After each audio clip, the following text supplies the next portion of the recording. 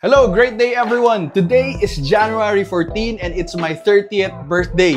Ako nga pala si Mac Florendo and together with the voice master Pocholo Gonzalez, we officially launched Gamit Rescue.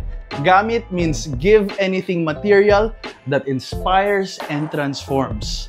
Ang Gamit Rescue ay isang initiative para magbigay bagong buhay sa mga bagay na hindi na ginagamit pero in good condition pa.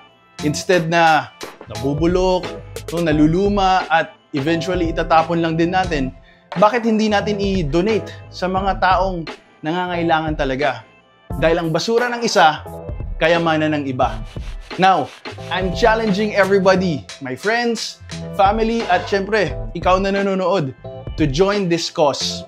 Mag-donate tayo ng mga gamit tulad ng camera, tripod, kung meron kayong mga musical instruments, gitara na hindi na ginagamit, baka meron kayong computer, laptop, or any electronic gadgets na pwedeng gamitin ng mga estudyante.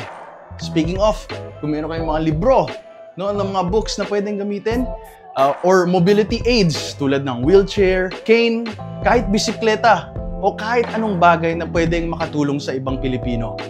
At kung ikaw naman ay nangangailangan ng gamit, sabihan nyo rin kami. Let us know. At i-share nyo sa amin kung bakit nyo deserve ang mga bagay na ito. Sama-sama tayong magtulungan and let's promote the culture of giving, sharing, caring, and connecting. Let's make a difference together.